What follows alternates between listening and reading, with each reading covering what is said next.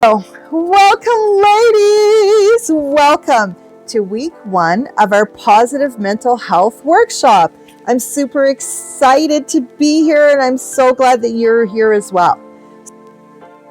The whole point about this 6 weeks course is so that we can do strategic steps to get us from here to there, to there, to there, here to there. That's the plan. Super excited about this, even for myself, so that I can learn more about me and what it means for me to do next and to better as I'm doing my businesses. Eventually, if you have workshop needs, if you're an organization or even an individual and you want to do some kind of a family learning session, you'll be able to create it and then we can add to it. So if you make your own side notes, you'll be able to add it to your book as well. That are in the room today, they don't want to be on the screen.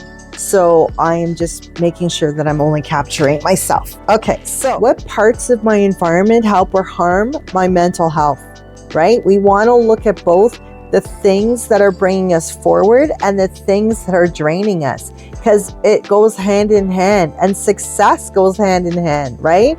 So you don't know what it is to feel cold if you've never felt hot. So this is why we're going to look at both aspects of it and what peers support me and which ones drain me. So many times we are in the company of others, and some of the people that we're in the company with, we feel like so happy, positive endorphins are going through us, and we're like, yeah, that was such a great meeting. Other times we're like, that was heavy, I'm not sure what happened, and I don't even know what to say. So this is what we want to explore. I always like to move from a position of positivity. It's my natural state, and therefore not in that Pollyanna kind of a way where I'm just like, oh, it's all nice, it's all good. But you know, the thing is, we all know, we can all like hash over all those things that happen in life, but there's lots of things in the environment that currently support you. So let's write that down, and also it'll give you an idea in terms of maybe I need to put more of that into my environment. So as you're looking at those things, those external parts of your environment that currently support you, let's write it down. Bring your snacks. I have my snack here. I made a tea.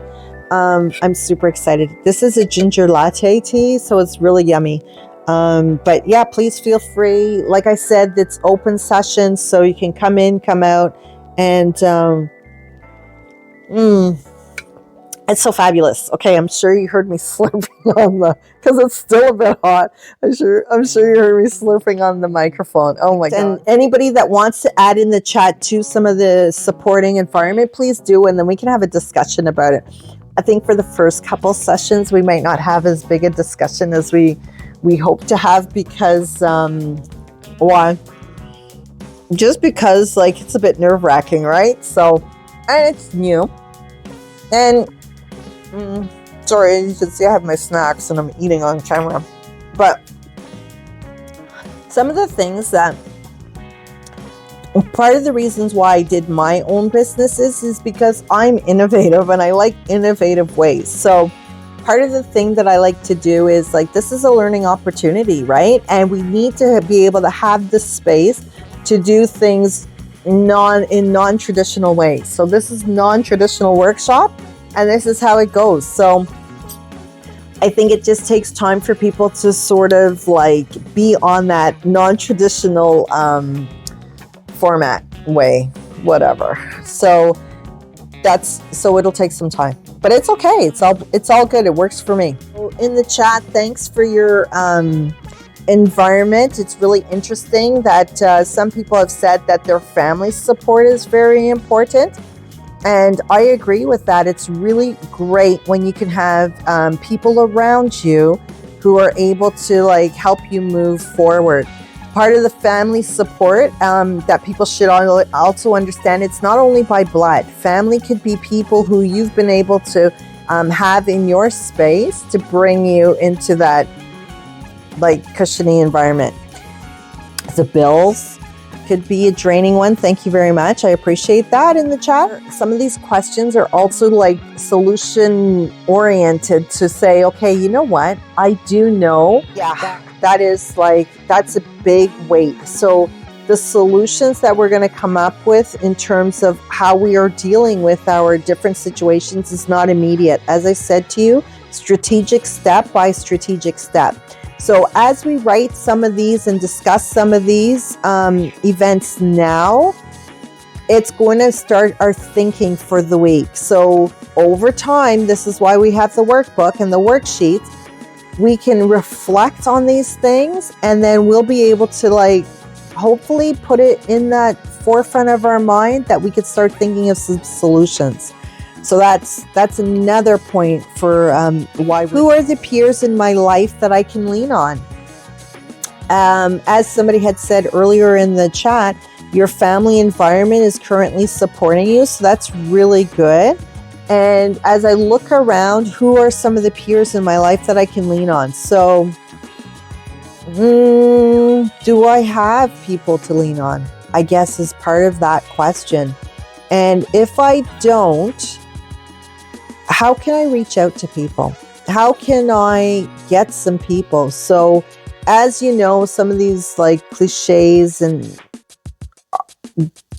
they're a cliche because at some point there was an element of truth. So to be a friend, to be a peer that you can lean on is going to get you peers and friends that you can lean on. So it's about putting out to get back in. So it's a combination of things. And I guess that's more or less what we want to look at with that question. Who are the peers? And am I a peer? Would somebody put me down in this section? Would they? And why wouldn't they? That's the other question. Why would somebody not be able to lean on me? Is it that I'm only looking at my crappy environment, my crappy situation, and thinking that I'm the only one that's going through something? Now, the thing about life, we're all going through things. It's just at different points and with different extremities of the situation. So we all feel uncertain.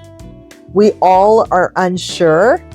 And it might be in one area we're thriving, in the other area we're really struggling, in the other area we sort of have an idea about how to move forward. So this is where all of these kind of questions come in. Where am I at on this journey? What has, in the past, how did I deal with that? So the peers in my life that I can lean on, are they peers that are new? Are they peers that I let go because, I don't know, not happy, had unrealistic expectations, I didn't manage my time with them properly? There's a lot of things around that. So this is what we want to explore. What advice would I give my past self to help me today? Now, the advice that you would give, of course, when you're looking at it from this point of view, is going to be with new knowledge. So you have to give some flexibility and understanding to your former self, right?